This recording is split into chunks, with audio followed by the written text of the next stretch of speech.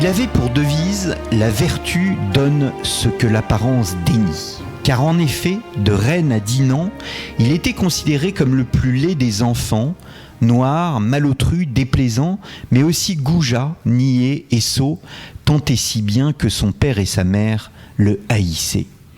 Mais parce que la nature ne l'avait pas gâté, il décidera de briller par la gloire des armes, avec une volonté farouche de propager sa renommée et une détermination à ce que ses exploits soient chantés par les ménestrels et les héros de son temps et bien au-delà. Ainsi commença la légende du connétable chef des armées royales qui bouta les Anglais hors de France, j'ai nommé Bertrand du Guesclin. Mais connaît-on vraiment ce personnage de notre histoire nationale ? N'avons-nous pas été victimes d'une entreprise visant à créer une légende de son vivant même ? Les grands entretiens de Storia Voce vous proposent de démêler les cheveux complexes du vrai et du faux. Pourquoi la mémoire de du Guesclin a-t-elle été augmentée autant que se pouvait, selon les propres mots du chroniqueur Froissart, afin de répondre à cette question, de faire la part du mythe, de la légende et de l'histoire, je suis heureux de recevoir Thierry Lassabataire. Thierry Lassabataire, bonjour. Bonjour.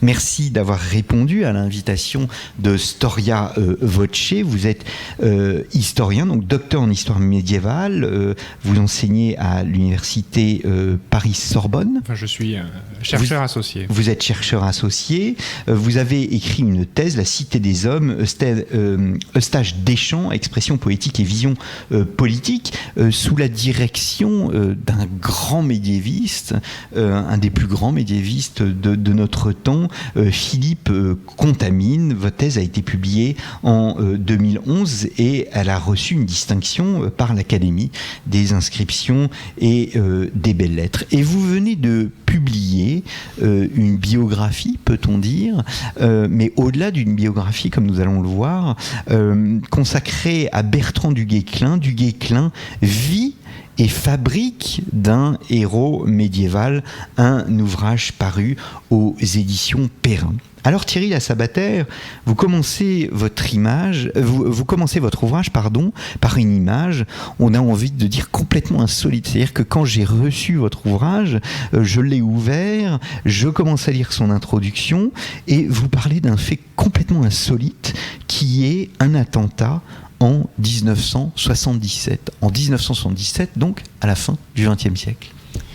Oui, effectivement, c'était insolite. D'ailleurs, l'effet recherché, un petit effet entre guillemets littéraire sans prétention aussi, puisque le premier paragraphe est un paragraphe qui mime une scène de meurtre en quelque sorte, et le meurtre c'est aussi un paragraphe de flashback en quelque sorte. Donc on essaie de mélanger un peu l'histoire, la littérature, le cinéma, en forme d'amusement, et puis pour essayer d'éveiller l'attention du lecteur. Mais dans tout ça, en fait, il y a quelque chose de très sérieux. Le flashback, d'ailleurs, lui-même est tout sauf innocent du point de vue historique. Et effectivement, si je suis parti de ce fait-là, c'est qu'il pose l'actualité de ce qu'est encore aujourd'hui du Guesclin. L'actualité avec ces attentats multiples d'ailleurs perpétrés contre ses statues, sa mémoire, très très récemment, au XXe siècle. Il y a eu l'attentat contre sa statue en 1977, c'est une statue de granit je crois, et puis comme cette statue avait été précédée, donc ça s'est passé dans son village natal de Bron, comme cette statue avait été précédée d'une autre statue plus ancienne qui avait été remisée à un moment, on a ressorti après 1977 la statue la plus ancienne, on l'a remise dans un endroit public et elle-même a subi les mêmes avatars finalement. Elle a également été victime de deux attentats en 1988 et 89 je crois, donc à peine plus tard. Et ce qui est bien qu'aujourd'hui, finalement, la mairie de Bron a dû se résoudre, provisoirement peut-être, je ne sais pas, à effacer, à laisser de côté la mémoire de du Guesclin. Il est aujourd'hui l'objet encore de controverses très fortes. Parce qu'il incarne encore quelque chose dans l'actualité bretonne. C'est évidemment la question de l'indépendance de la Bretagne, de la entre entre guillemets de la trahison qu'il a pu perpétrer à un certain moment de son histoire. On y reviendra peut-être. Et en même temps, c'est quelque chose de très actuel. Pour l'anecdote, j'ai pu le vérifier très récemment, puisque à la suite, en commentaire d'un petit interview que j'ai donné sur le site web Braise Info, en fait, j'ai eu pour seul commentaire de mon petit interview, il y aura toujours des gens pour justifier le traître du Guesclin. Donc en fait, ce sentiment-là, cette incarnation-là, c'est encore quelque chose de très présent dans le débat breton. Alors, par opposition, il fait partie du mythe national à une époque où l'idée de nation n'existait pas encore. Est-ce qu'il faut sortir du Guesclin de cette image d'Épinal que l'on a au fond et que l'on hérite de la fin du 19e et du début du 20e siècle ? Moi, je pense que oui. C'est ce que j'ai essayé de faire. Il faut le faire en toute objectivité, parce que, alors, il faut le faire de deux façons. D'abord, en le tirant de l'image d'Épinal, parce que c'est quelque chose c'est un devoir que nous devons à la vérité, à l'objectivité, à notre devoir d'historien et puis de citoyen. On voit bien que ça pollue des débats actuels et sans doute de façon illégitime. Donc, il faut le tirer de ce malentendu. Et en même temps, il faut le tirer sans effacer cette part-là.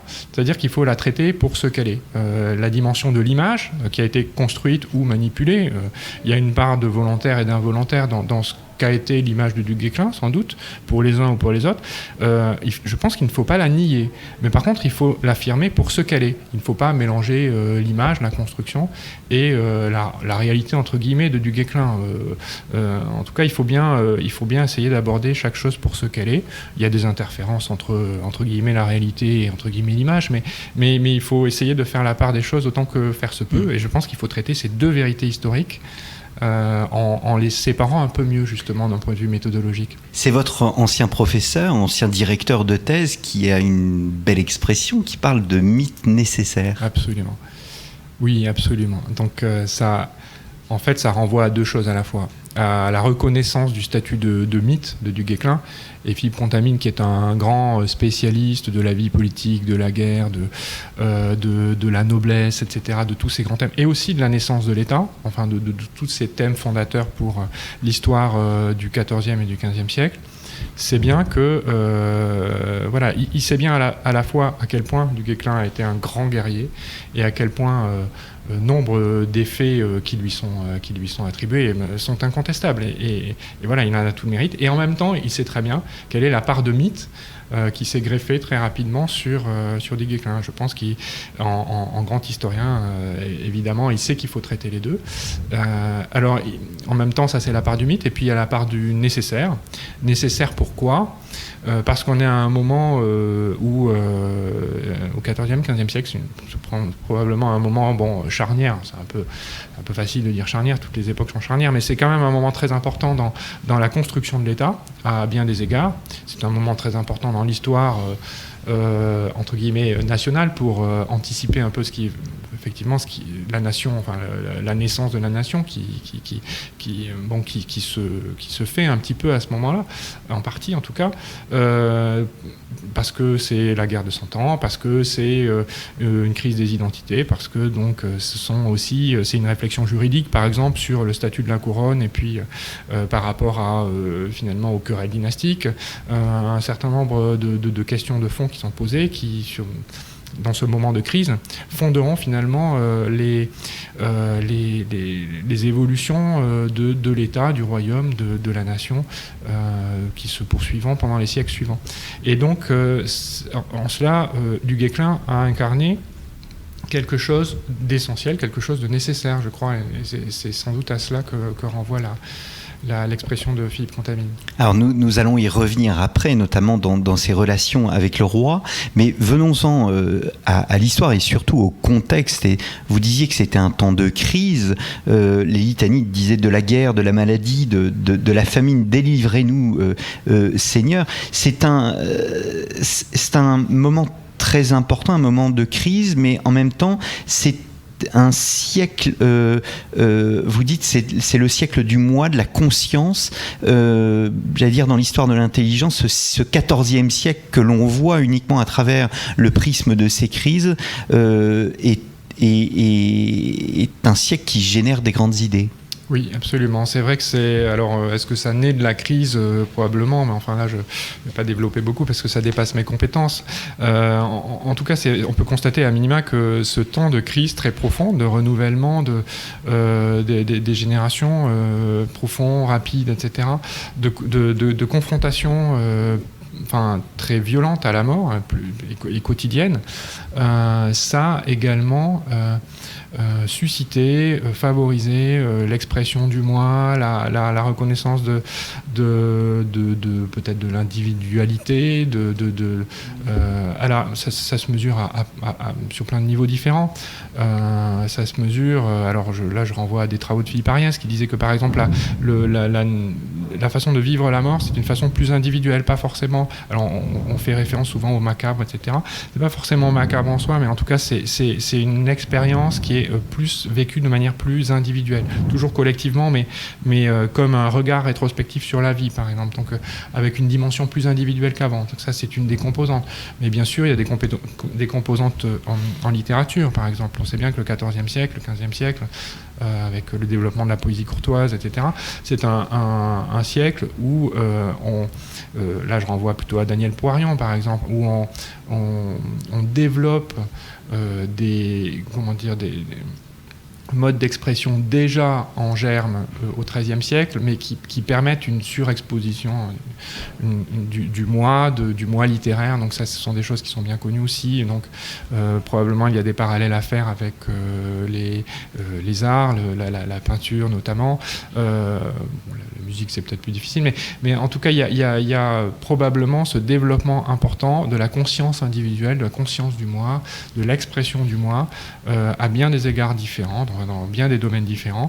Et voilà, c'est effectivement ce qu'on constate dans ces temps de crise. Et si on lit par exemple Philippe de Machaut, si on lit Eustache Deschamps, ces poètes, c'est probablement aussi très lié à la crise, parce que la crise les interroge énormément. La crise interroge le côté éphémère de la vie, le côté la construction sociale. Guillaume de Machaut dit à un moment je veux plus sortir de chez moi parce que évidemment c'est le moment de la peste noire, la première apparition de la peste noire. Donc il y a aussi, ça interroge très fortement la fragilité de la vie humaine, la fragilité des relations sociales, leur côté dangereux. Donc voilà, je pense que c'est quelque chose de très complexe qui se joue à ce moment-là et qui a dû bien sûr favoriser l'expression du moi, l'exacerbation du moi d'une certaine manière. Alors précisément, du Guesclin a cette conscience, hein, nous allons le voir, et pourtant par ses origines et j'allais dire par son aspect physique, son avenir était loin d'être fait. Quel est ce jeune personnage qui peu à peu va s'imposer par les armes? Alors, d'abord, c'est un personnage qui est issu d'un certain milieu. Bon, rapidement, mais c'est important. Il est issu d'une famille qui est connue, qui est repérée, on va dire, en Bretagne, en Bretagne, c'est-à-dire du côté, dans la presqu'île du côté de Saint-Malo et Cancale, hein, plus précisément autour de Cancale, à partir du Xe ou du XIe siècle. On reconnaît ses premiers ancêtres. Et c'est une famille importante de Bretagne, parce qu'on dit souvent que du Guesclin est un petit noble, etc. Bon, c'est largement vrai, mais il était fils d'une branche cadette d'une famille importante. Et la branche aînée donc, des du Guesclin est une branche importante, implantée donc près de Cancale, au Plessis-Bertrand notamment, mais qui s'est éteinte au XIVe siècle. Donc les descendants, autant que je sache, sont essentiellement des descendants des branches cadettes auxquelles appartenait Bertrand du Guesclin. Donc c'était l'aîné de l'une des branches cadettes du seigneur de Bron, et sa mère était possessionnée du côté de Sens de Bretagne, tout près de Rennes. Donc c'était des seigneuries déjà de moindre importance, hein, plus petites, mais C'était un noble modeste, mais bien implanté quand même dans l'aristocratie locale. Ça, c'est un premier point. Ensuite, ça, c'est la dimension, on va dire, familiale. Autour de cette dimension familiale, il y avait d'ailleurs une dimension légendaire avec la légende du roi Équin, mais bon, on y reviendra éventuellement si vous voulez plus tard. Bien sûr, il y a aussi une dimension personnelle là-dedans. Alors la dimension personnelle, on n'en sait pas grand-chose de son enfance. C'est ce que vous citiez tout à l'heure, c'est ce que nous dit Cuvelier essentiellement, et puis tous ceux qui l'ont ensuite utilisé et répété. C'est cette enfance, ce physique un peu disgracieux, cette enfance mal aimée, ce désamour des parents qui revient à longueur de vers de Cuvelier au tout début de sa chanson de Bertrand du Guesclin, qui est la source essentielle de la connaissance qu'on a de du Guesclin, et en particulier pour l'enfance du Guesclin, on n'a rien d'autre. Donc on est obligé de se fier à ça. Mais c'est là qu'il faut se méfier de ce que dit Cuvelier, parce qu'il peut y avoir une part, il y a certainement une part importante de topos littéraire par exemple. Donc ça, c'est la thèse par exemple de l'un de ses biographes en anglais, Richard Vernier, qui dit ça c'est essentiellement un topos littéraire, et finalement Bertrand du Guesclin, quand on compare son gisant à celui des rois de France ou des reines de France, il n'est pas si laid que ça. Ça on laissera chacun juge, mais ce qu'il faut avoir en tête, c'est que effectivement, là, il y a peut-être une part de topos littéraire bien connu par ailleurs, mais c'est quelque chose d'invérifiable. Donc c'est à chacun de se faire son opinion. Il faut juste avoir en tête, là, mener sur ce genre de témoignage, une investigation critique, voilà, garder son analyse critique, sa capacité critique. Et c'est-à-dire qu'effectivement, il était peut-être pas très beau, mais il y a une part de construction littéraire, et y compris dans le fait évidemment, d'en faire la cause de sa grande destinée, une espèce de préméditation, pas préméditation, prédestination, pardon, préméditation aussi d'une certaine manière. C'est sans doute de la construction bien plus qu'autre chose, bien sûr. Il restera toujours, c'est ce que vous dites, il restera toujours un marginal du monde aristocratique, ce jeune homme méprisé de tous, qui finit par obtenir l'estime universelle et la main d'une princesse. On a du mal à se représenter aujourd'hui un chef de guerre comme un chef de bande. Or, à l'époque, le monde militaire était dominé par ces bandes. Tout à fait, oui. Alors là, ça renvoie effectivement à... on va dire à une double dimension. D'abord, il y a la dimension un peu rebelle de Bertrand du Guesclin dans son enfance, quand il menait les bandes d'enfants de son âge, quand il défiait l'autorité parentale, quand il défiait aussi d'une certaine manière le code aristocratique. Il était un petit peu un marginal. Il n'a été réintégré véritablement... d'après ce que nous dit Cuvelier, là encore il faut faire attention, il y a sans doute une part de topos. Il n'aurait été réintégré, on va dire dans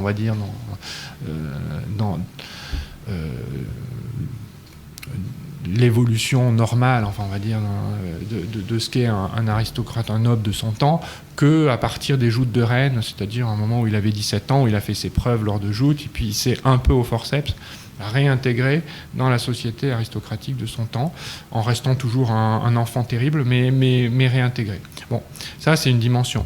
L'autre dimension qui intervient plus tard, finalement c'est quand même en pointillé la poursuite de ce que l'enfance nous laisse deviner, c'est effectivement cette promiscuité avec le monde des bandes, ceux qu'on a appelés un peu plus tard les routiers. Je pense que c'est à ça que vous faites allusion. Alors les routiers, on parle clairement des routiers, des gens de compagnie dans les années 1360, ça a commencé sans doute un peu avant, et puis finalement c'est quelque chose qui se développe dans les pratiques militaires du temps, en lien partiel, mais en lien quand même avec le développement du mercenariat, par exemple.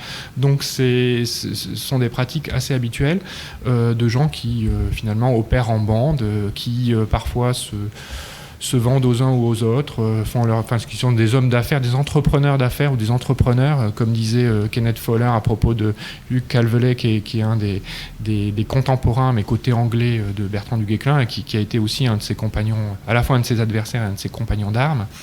Hugues Calvolet dit Kenneth Follard, c'était un entrepreneur de guerre, je crois que c'est son expression. Et du Guesclin, c'est pareil. C'est un entrepreneur de guerre qui était un chef très, très habile, un meneur d'hommes, et qui menait sa petite entreprise. Et on peut penser qu'il opérait en grande partie sans doute de son propre chef, pour le compte de différents clients, entre guillemets, le mot est impropre, hein, mais alors la question est de savoir finalement quelle a été ensuite la part de fidélité dans ses choix, dans les choix de finalement des gens au service desquels il se mettait. Et on se rend compte qu'il y a une très grande fidélité. Donc c'est pas seulement quelqu'un qui menait comme ça sa petite entreprise et se vendait au plus offrant. C'est pas ça. Mais dans les pratiques, il avait finalement, dans les pratiques guerrières notamment, dans le mode de vie, il avait les mêmes habitudes, il avait les mêmes pratiques que les gens de compagnie. Oui, vous dites la valeur de Bertrand du Guesclin se révèle au monde et sa fidélité personnelle s'achète. Peut-être est-elle ainsi moins naturelle que les biographes empreints d'idées nationales ont longtemps bien voulu l'écrire. Mais avant finalement cette fidélité, il y a toute une ascension sociale qui est extrêmement importante pour un personnage de l'époque, une ascension sociale et en même temps culturelle. Oui, tout à fait. Et ça, bon. Alors là, c'est en quelque sorte une question que j'ai posée un peu pour bousculer le mythe, oui. Pardon. Parce que le mythe, quel est-il là-dessus ? Le mythe, il est tout à fait valide, mais il est rétrospectif. Il est que Bertrand du Guesclin a toujours servi le roi de France et a toujours servi Charles de Blois, donc le candidat du roi de France au duché de Bretagne. Il a également servi l'ensemble des proches de ces deux personnages, le connétable d'Espagne, Charles d'Espagne, et puis le connétable de France, Charles d'Espagne, et puis plus tard, vers la fin de sa vie, Louis d'Anjou. Et sans doute pour des raisons de liaison, de fidélité personnelle. Donc ça, c'est un constat. Ce constat n'exclut pas, et c'est tout à fait valable, personne ne peut le nier, hein, mais cela n'exclut pas qu'à un moment, il ait été possible qu'un autre chemin, qu'il choisisse un autre chemin. Que d'autres aient pu penser qu'il pouvait acheter ses services.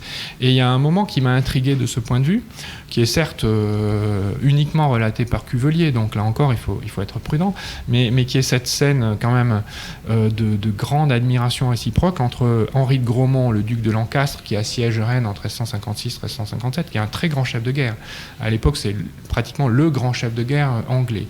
Il a gagné de grandes batailles en Aquitaine dans les années 1345, la bataille d'Obroche notamment, de façon très brillante. C'est un grand stratège qui, en plusieurs occasions, a habilement profité, on va dire, des dispositions du champ de bataille, etc.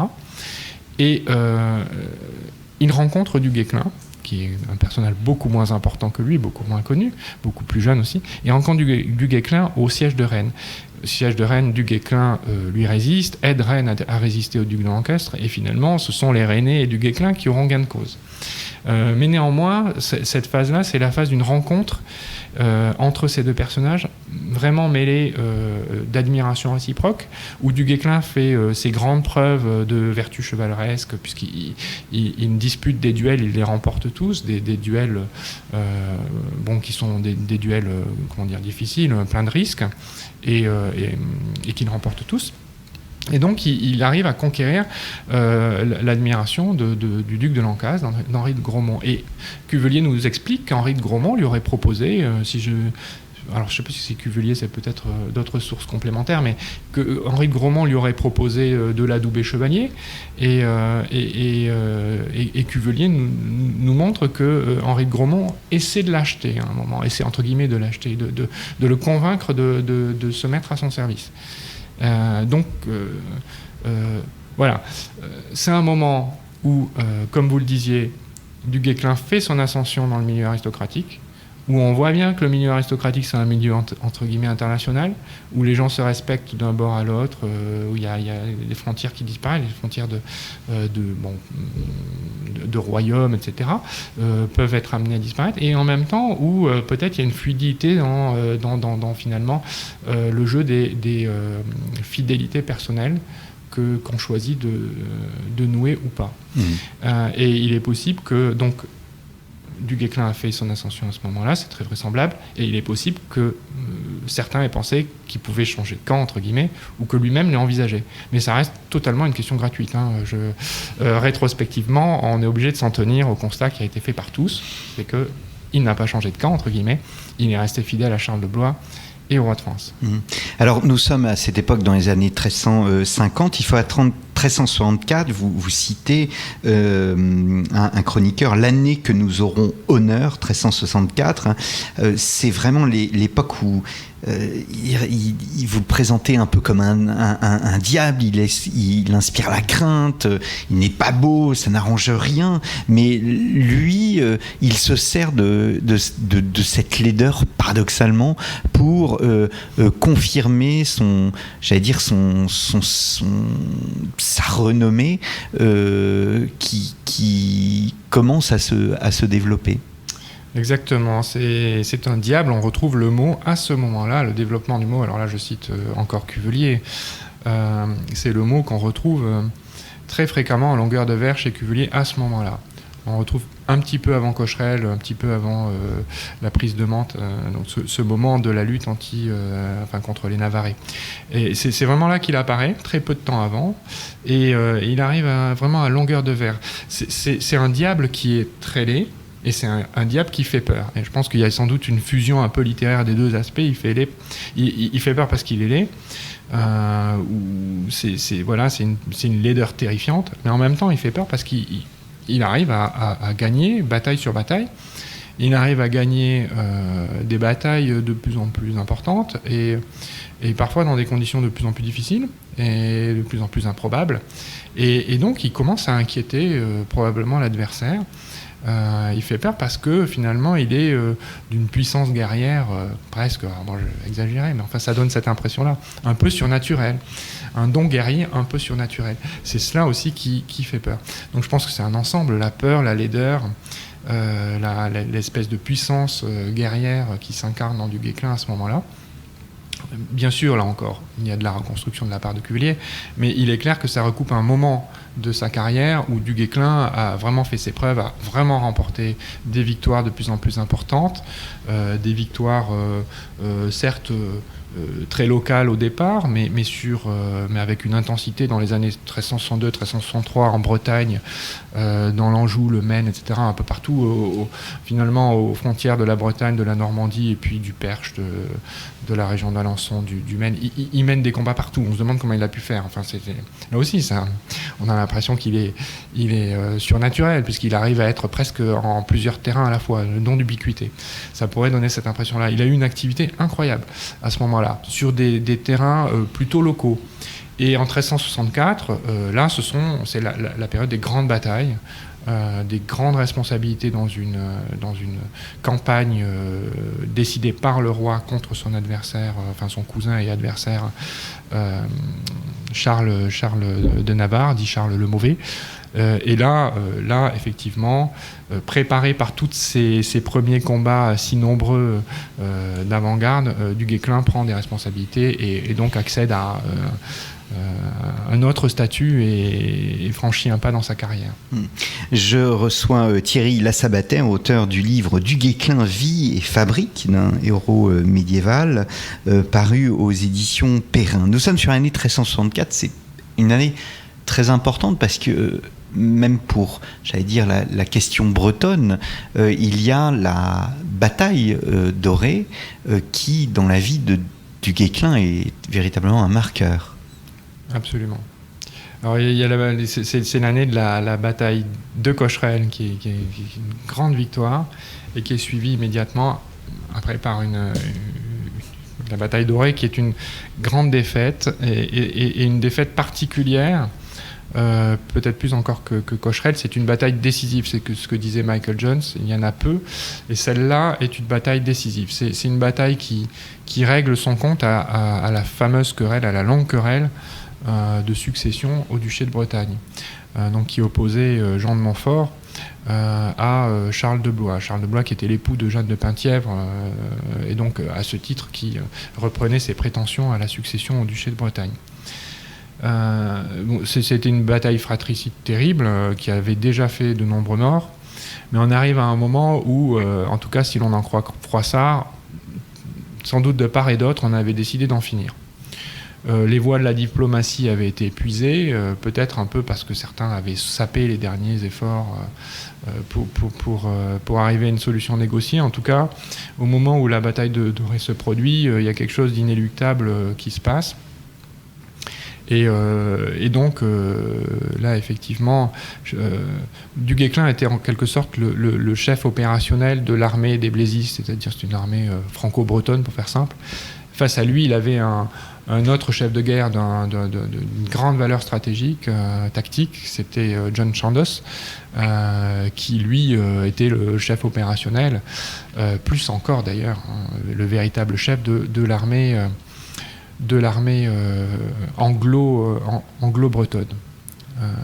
Et donc, là, au profit, en tirant profit plus exactement des particularités du terrain, en particulier du fait que on se situait en terrain entre guillemets marécageux, avec un loch tout près d'Orée qui a gonflé au cours de la bataille et qui empêchait la retraite des Français.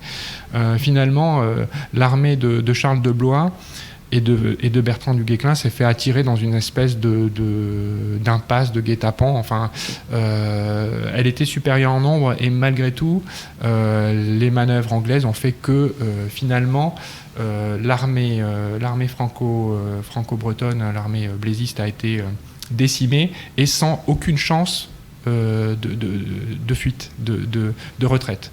Et c'est en ce sens que véritablement on peut penser que c'était prémédité, en ce sens en tout cas que la bataille a été vraiment décisive.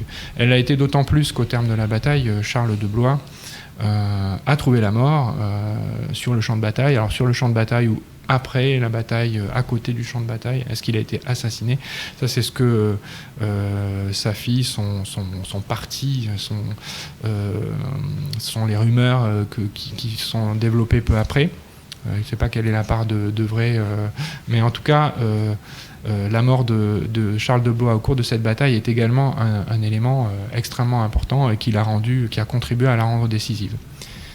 Alors, entre 1364 et l'année où il est nommé par le roi connétable, il y a tout un épisode qui est un épisode extrêmement important, qui est l'épisode espagnol. Vous y consacrez quasiment une centaine de pages. Et là encore, on a du mal à se représenter le fait qu'un homme comme Du Guesclin soit sur un théâtre aussi éloigné. Quelle en est la raison ?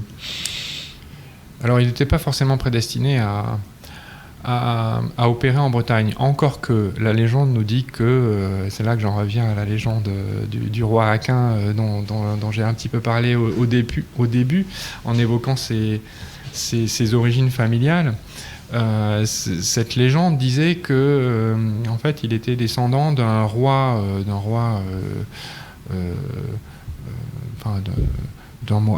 mort, qui aurait débarqué au Xe siècle en Bretagne, et qui, même un petit peu avant, parce que en fait, ce sont les armées de Charlemagne qui l'en auraient délogé. Et il aurait laissé dans sa fuite son fils cadet, qui aurait été donc recueilli par Charlemagne et ses pairs. Et donc voilà, donc le roi mort s'appelait Aquin, et donc Bertrand du Guesclin serait son lointain descendant, et c'était un roi qui était supposé être originaire du royaume de Bougie. Alors ça se situe quelque part je crois aux frontières de l'Algérie et du Maroc actuel. Et donc finalement, en tout cas, certains textes nous disent que quand il part en Espagne, Bertrand du Guesclin avait aussi un objectif personnel, c'était de reconquérir son royaume, son très lointain royaume d'outre-mer, donc de passer carrément la Méditerranée. Donc il y avait une première opération qui était prévue en Castille. Cette opération a bien eu lieu. Il y avait une deuxième opération qui était prévue au royaume de Grenade. Il s'agissait de reconquérir le royaume de Grenade, qui était le résidu tenu par l'islam à ce moment-là, à la fin du XIVe siècle. Et puis, il y avait des projets, mais on le sait parce qu'il y a des documents administratifs qui attestent que du Guesclin a négocié le prêt de navires pour traverser la mer avec le roi d'Aragon, avec Pierre le Cérémonieux. Donc on est à peu près sûr qu'il y avait aussi un projet d'aller un peu plus loin de l'autre côté de la mer. Est-ce que ce rêve personnel ou cette légende personnelle ont véritablement joué un rôle dans la mission du Guesclin en Espagne? C'est pas certain. Ça peut être là encore une part de reconstruction. Mais en tout cas, on est obligé de constater que plusieurs textes nous en parlent. Pas tellement Cuvelier, cette fois-ci c'est plutôt Froissart qui nous en parle. Et donc, bon, voilà, ça fait partie aussi du mythe avec sa part de réalité ou de reconstruction. Alors, pour le reste, on connaît bien les motifs, les motivations, les raisons de l'expédition d'Espagne. Elles n'ont rien à voir, elles n'ont rien de personnel pour le coup. Enfin, donc, peut-être que du Guesclin a greffé quelque chose de personnel là-dessus, mais les vraies raisons, elles sont ailleurs. Elles sont toutes politiques. Il s'agissait pour Charles V et le pape et le roi d'Aragon de se débarrasser d'un personnage gênant, encombrant, qui s'appelait Pierre Ier le Cruel, roi de Castille, qui était plutôt, à ce moment-là en tout cas, un allié objectif des Anglais. Et donc on a décidé de le remplacer par son cousin, demi-adultérin, qui s'appelait Henri de Trastamare, comte de Trastamare, et donc qui a été envoyé à la tête d'une armée financée par Charles V, financée par le pape et par le roi d'Aragon, pour déloger Pierre de Castille. Alors bon, Pierre de Castille, Pierre Ier le Cruel était plutôt un allié objectif des Anglais, donc on voit bien l'intérêt de Charles V. Il était aussi un personnage qui avait mauvaise réputation du point de vue religieux, parce que il était un peu œcuménique, très largement œcuménique, c'était pas très bien vu à l'époque. Il accueillait à sa cour des juifs, des musulmans, plus peut-être que des chrétiens, en tout cas c'est la mauvaise légende qu'on lui faisait. Donc ça pouvait motiver effectivement le pape. Et puis Pierre le Cérémonieux n'en pouvait plus d'avoir à subir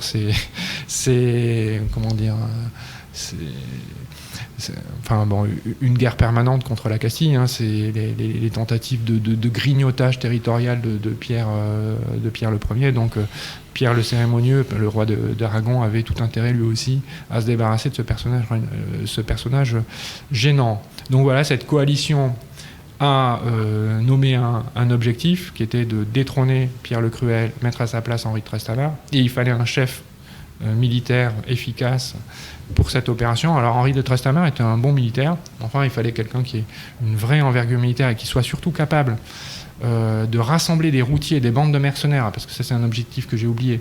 Il s'agissait aussi de vider le royaume de France de ses mercenaires inoccupés depuis le traité de Bretigny, c'est très important bien sûr. Et donc il fallait un personnage qui sache parler à tous ces routiers. On a évoqué tout à l'heure le fait qu'il était un peu entre les deux mondes du Guesclin, donc il savait bien parler aux routiers. Il avait ses amis Hugues Calvelay et d'autres entrepreneurs de guerre comme lui, et donc c'était le personnage idéal pour mener du point de vue opérationnel cette expédition d'Espagne. Et cette expédition sera finalement un échec ? Dans un premier temps. Uniquement dans un premier temps, puisqu'elle conduira à une première victoire dans un premier temps. Très rapidement, Pierre Ier, oui, le roi de Castille, est chassé de sa capitale. Il est poursuivi jusqu'à Séville, et puis il réussit à s'enfuir, mais le royaume est très rapidement conquis par les armées d'Henri de Trastamare et de Bertrand du Guesclin. Mais ce que fait Pierre le Cruel, c'est que il va demander l'aide à Bordeaux au prince noir, au fameux vainqueur de Poitiers. Donc il réussit à convaincre bon an mal an le prince noir de lui venir en aide. malgré les réticences de pas mal de chefs, de capitaines de l'entourage du prince noir, dont John Chandos, qui apparemment voyait d'un très mauvais œil le personnage de Pierre le Cruel et puis la perspective de l'expédition d'Espagne. Mais en tout cas, l'expédition se fait et ça conduit, donc le prince noir traverse les Pyrénées avec ses armées d'Anglais et d'Aquitains, enfin de Gascons. Et il se trouve face à Henri de Trastamare et Bertrand du Guesclin à Narera. Et là, à Narera, c'est une débandade quand même, notamment des soldats espagnols qui n'ont absolument pas des techniques de guerre appropriées pour affronter des fantassins lourds ou des guerriers lourdement armés comme les Anglais ou comme les Bretons. Donc l'aile bretonne, l'avant-garde bretonne conduite par du Guesclin résiste bien, mais c'est la seule. Pour le reste, c'est une débandade généralisée, notamment des cavaliers légers espagnols qui étaient en très grand nombre, mais vraiment absolument pas habitués à ce genre de combat, et qui prennent fuite très rapidement. Donc Henri de Trastamare réussit à s'enfuir. Ce n'est pas le cas de Bertrand du Guesclin qui, lui, connaît une de ses captivités, une captivité supplémentaire, parce qu'il en avait connu déjà plusieurs, notamment à la suite de la bataille d'Auray, mais là, il en connaît une supplémentaire qui lui vaut une rançon légendaire. Mais voilà, ça, c'est le premier temps de la bataille de Castille. Mais il y a un deuxième temps. C'est-à-dire qu'une fois qu'il réussit à racheter sa liberté, il réaccompagne Henri de Trastamare, on recommence tout, et Pierre le Cruel, de son côté, qui a été réinstallé par le prince noir sur son trône, a été tellement ingrat vis-à-vis du prince noir que celui-ci s'est retiré et décide de ne plus jamais intervenir en Espagne et laisse donc Pierre le Cruel face à ses problèmes. Et là, la deuxième conquête est la bonne. Et se termine par le meurtre un peu illégitime quand même de Pierre le Cruel. Si je puis dire un peu. Évidemment, tout meurtre est illégitime. Mais vraiment entaché d'une illégitimité politique profonde. C'est-à-dire qu'on voit bien que là, il y a une reconstruction qui vise à maquiller l'illégitimité politique de l'opération même de destitution de Pierre le Cruel.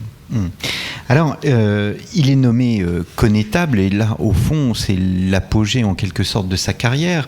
Et à la lecture de votre ouvrage, on est fasciné de voir que ce personnage a une telle aura qu'il en vient à concurrencer même le roi de France.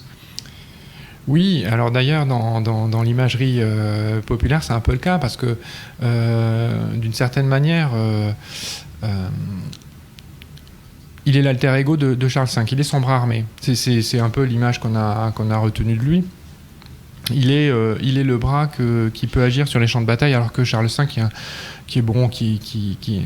qui physiquement est un roi un peu affaibli, n'intervient plus depuis très longtemps sur les champs de bataille. Puis c'est pas son truc.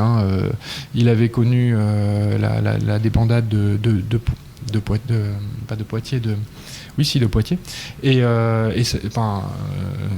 voilà, ça lui avait suffi d'une certaine manière. Donc du Guesclin est le bras armé de Charles V. Mais là, vous faites allusion, au-delà de ça, à deux variantes du texte, deux versions du texte de Cuvelier que j'ai essayé de comparer pour voir dans quelle mesure il y en a une qui va quand même plus loin dans ce désinvestissement de la personne royale au profit de du Guesclin. C'est-à-dire que il y a un texte qui s'en tient à peu près à ce que je vous ai dit, c'est-à-dire que du Guesclin est le bras armé de Charles V sur les terrains. Et donc il y a un bon partage entre les deux. Charles V, c'est l'éminence politique, et puis du Guesclin, c'est celui qui exécute ses ordres, en quelque sorte, qui se met au service, qui met son épée au service du roi de France et qui conquiert les châteaux, qui remporte les champs de bataille, etc. Bon. Ça, c'est la première version. Mais la deuxième version de Cuvelier va un peu plus loin. Elle capte au profit de du Guesclin des inspirations politiques même. C'est-à-dire, on voit 2-3 exemples. Par exemple, l'idée de faire élire le connétable de France par les corps constitués du royaume, en quelque sorte les bourgeois de Paris, et puis les grands corps, les officiers, les nobles. Donc les grands corps constitués du royaume, ça c'est une idée qui n'est pas propre, qui ne vient pas du Guesclin, qui a été mise en œuvre auparavant pour des offices d'un niveau un petit peu moindre, et qui sera une pratique très courante du règne de Charles V, qui va appliquer à son chancelier, notamment ces différents chanceliers ont été élus par les corps constitués, en tout cas élus au sens où, à minima, on demandait leur avis à ces corps constitués, et que donc le roi suivait cet avis. Et bien dans la chanson, dans l'une des versions de Cuvelier, on attribue ce mérite à Bertrand du Guesclin. De la même façon, la stratégie militaire qui consiste à laisser l'adversaire s'épuiser, un peu la politique de la terre brûlée, à financer des armées structurées, à réorganiser l'armée, à financer une espèce d'armée permanente qui voit le jour à l'époque de Charles V. Ça, c'est également attribué à Bertrand du Guesclin, alors qu'en fait, Philippe Contamine notamment montre bien que ça a été les prémices, on en voit les prémices avant, dans les années 1368-1369 si je me rappelle bien, alors que du Guesclin est, comme vous le rappeliez tout à l'heure, sur un tout autre théâtre d'opération très très loin en Espagne. Donc voilà, on pourrait multiplier d'autres exemples, y compris la dimension littéraire qui joue des artifices littéraires, rhétoriques, de la chanson des gestes, pour bien mettre en évidence ce tableau d'un du Guesclin tout à son avantage, et qui véritablement capte l'héritage politique cette fois, et pas seulement militaire, de Charles V. Donc c'est intéressant de voir jusqu'où peut aller en quelque sorte la récupération, parce qu'il y a sans doute une bonne part de récupération là-dedans, et d'objectiver finalement par la différence entre les textes, d'objectiver cette part de construction qu'il peut y avoir dans un texte et pas dans un autre. Mais c'est un personnage qui garde le sens de l'État. Est-ce qu'on peut parler à cette époque d'État ? Oui, je pense qu'on peut parler d'État. Raymond Cazel, alors l'État, le mot n'est sans doute pas à l'époque employé dans ce sens-là. La fidélité en tous les cas au service, enfin oui, au roi. Absolument. Raymond Cazel associe la notion de l'État à la symbolique de la couronne. Très probablement, on commence à concevoir l'État comme une dimension, enfin voilà, comme une entité en elle-même. Un peu plus tard, au moment en 1420, à la suite du traité de Troyes et de l'ex-hérédation de Charles VII par Charles VI au profit d'Henri V, des juristes s'empareront du thème pour expliquer que la couronne, et c'est toujours le mot qui est utilisé, n'est pas l'héritage personnel du roi. Donc il y a cette réflexion sur une entité qui n'appartient pas au roi en tant que personne physique, et donc on peut penser que oui, c'est une notion qui commence à émerger à ce moment-là. Et notamment Bertrand du Guesclin en avait-il la notion? Je pense que oui, très probablement, et en tout cas il a été entre guillemets utilisé comme l'une des incarnations de cet État, très, très, très clairement, notamment au moment des fêtes de 1389 en son honneur à la basilique de Saint-Denis. Il sera érigé comme le modèle du serviteur royal, voilà, de ce qu'est la fonction du connétable, indépendamment de la personne, indépendamment même du roi et de la famille royale, puisqu'on voit bien que, y compris dans l'organisation de ces fêtes, il y a une espèce de dissociation qui est organisée entre la procession de la famille royale et puis la procession des grands corps de l'État, et que donc la fonction publique, entre guillemets, puisqu'on peut aussi, qui incarne, qui représente l'État, eh bien, elle est donnée, montrée par elle-même, pour elle-même, et même elle prend le pas, aussi bien dans certains écrits que dans ces cérémonies dont je parle, à Saint-Denis, sur finalement ceux qui en sont dépositaires à un moment donné, qui sont les princes, les rois, et aussi les grands officiers en tant que personnes physiques. Il y a vraiment la notion de fonction, là, bon, François Autran par exemple l'a bien montré, mais parmi d'autres, cette notion de fonction du service du service de l'État, de fonction des grands officiers, qui indépendamment, voilà, du roi, des personnes physiques, incarne la permanence de l'État, la réalité de l'État. Eh bien, c'est sur ce modèle de serviteur que nous allons laisser nos auditeurs. Merci beaucoup. Thierry Sabater, d'être venu au micro de Storia Voce. Je rappelle le titre de votre ouvrage, Du Guesclin, vie et fabrique d'un héros médiéval, paru aux éditions Perrin. Je voudrais aussi remercier les deux personnes qui ont rendu cette émission possible, Amandine et Vianney. Merci beaucoup et à très bientôt pour de nouveaux grands entretiens de Storia Voce.